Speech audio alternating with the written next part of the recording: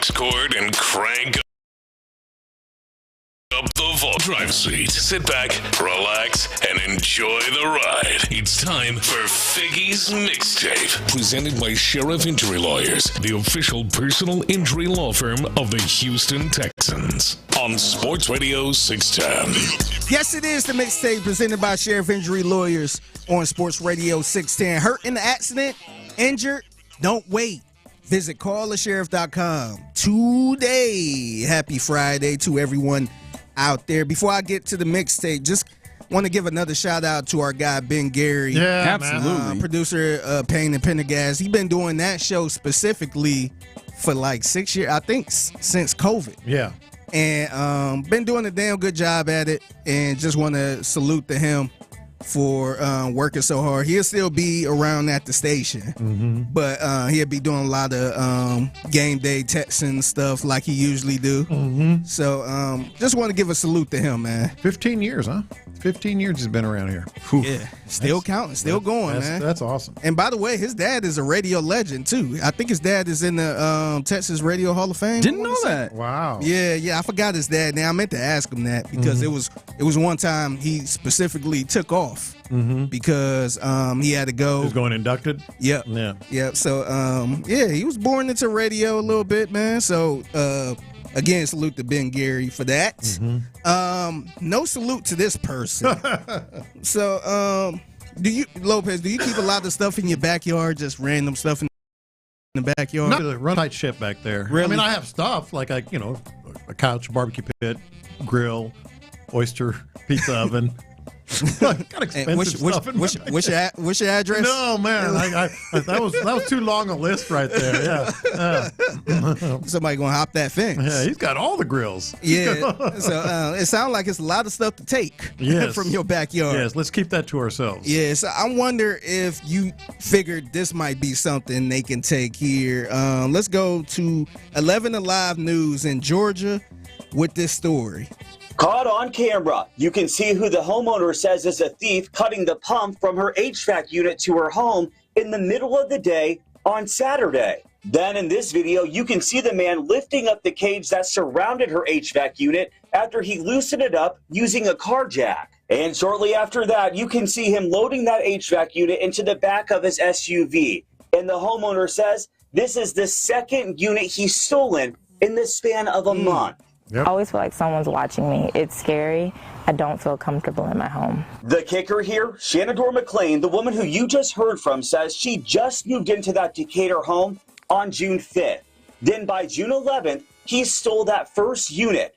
Then come July 11th, just a month later, he stole the second unit. Now, I reached out to the DeKalb County Police Department to find out if it's investigating these thefts, but I never heard back. It's the copper. Yeah. I think it's the copper. Yeah, I hadn't even thought about that. I didn't think about that either, but he took the actual whole HVAC. Yep. And mind you, she had a cage around it. Yeah. And he still got up in the dirt, just pulled it out, and he was dragging it in the back of his car. I'm like, what in the world? So you heard that news report from 11 Alive News in Georgia. After that guy did that story, he got a bunch of DMs about, hey, that's the same guy that hit me too. Oh, really? Yeah. No. Here's more from 11 Alive News in Georgia. Several people reached out to me Tuesday night, well into Wednesday morning, that live near Boring Road, say that man accused of stealing that Decatur woman's HVAC unit did the same thing to them during the same time frame. This home security video from July 11th shows just the latest string of thefts of HVAC units throughout a Decatur neighborhood. Multiple people sent me direct messages on Instagram saying this man on your screen also stole their HVAC units. Some of them even on the same day as one another. The big part is you're trying to deter them from the theft. Once the unit is gone, it's gone. Burton Phillips, who owns AC Armors, who installed the cage you see in this video being lifted out of the ground from around the HVAC unit. Keep in mind, it's anchored in the ground with concrete. Man. Our first response to the client was, well, I can't believe this has happened. because we make it a point to dig those holes 1.5 feet deep and about 1 foot in diameter with a slight incline underneath the unit. Phillips says once it gets hot outside, he starts seeing an increase in calls about stolen HVAC units. Says beyond buying a cage to put around it, there are other ways to keep it from getting taken. If you get a flashing light instead of just a motion detector light, something that flashes, it draws attention, and often the neighbors will be annoyed by it, and it's something that will cause them to maybe contact the police. In addition to that, a radio or something that causes sound in the house to keep someone guessing if someone's in the home or not. I did ask the DeKalb County Police Department whether or not it's seeing an increase in HVAC units being stolen, and I'm told by the department not that it's aware of. Look, I know we have listeners that are in the industry that are going to be able to help me with this, but that has all the markings of a dude that gets the copper out of these things and has a connection and sells the copper, because it is expensive. Yeah. But that's a lot of units that he's taking. He's taking the whole unit. It got to be a crackhead doing this, man. You think? It got to be, man. It's pretty professional to be able to, in concrete, and you're getting it out of there. That's a lot of work, man. Yeah. That's a lot of work for somebody to be doing that. Yeah. And I was a little bit irritated with the HVAC professional on there. He was sitting there like, yeah, just maybe get a flashing light. I'm like, what the? Put a radio on. This guy's taking it in broad daylight. Like, what that little flashing light gonna do, man? Yeah, shout out to the text line who says, get a big ass dog. Yeah, that feels like more of a protection. Mm-hmm. The thing about it, and I hear you on the possibility that it could be copper, but it just feels like there's got to be easier ways to get to copper than this. Mm-hmm. Like, I feel like at this point, but there's a lot in there. I wonder, there's coils, man. Like, how? I mean, because look, the work we talk about crawfish on the show, like, oh, it's good, but it's a lot of work for a little bit of meat or whatever it is. How much money is this making? I think this is a very specific. He's got a dude that needs copper, buys copper, whatever. Just me speculating, but again, I know a lot of people listening are in the industry. Tell me if I'm wrong, but I think that's what it is. But it can be lucrative. It can be lucrative. Yeah. No, I don't disagree with you on that. But I would have figured it was an easier way, like breaking into a abandoned house and taking the pipes or something, or the copper out of there. That's a little more easier than hauling a big ass HVAC. That's the thing that gets me. Yeah, because it's juice squeeze kind of thing. Like, is the juice worth that kind of squeeze? Yeah, because if you look at the video, they're big. It's a unit. They're big. Yeah. Just think about the HVAC unit in the back in the back of your house, and he hauling that. Yeah, but almost hauling that bleep at the back of the truck. Man. Like, dog, how much? You better be getting $1 million for this, man. Like, and the thing about selling it for copper or even selling it for parts is the units themselves cost enough money where I think you could, if there's like a black market, 10 grand of these units. Well, 10 grand, you probably buy like a new unit. I bet you sell it for a couple grand and here we go. Mm-hmm. Right? Like, I feel like somebody. 5? Yeah, I give you half for this. I feel like somebody would not care about where the unit came from if they get that kind of discount on these units. Man, my mom just bought an AC unit maybe like a few months ago. They're expensive.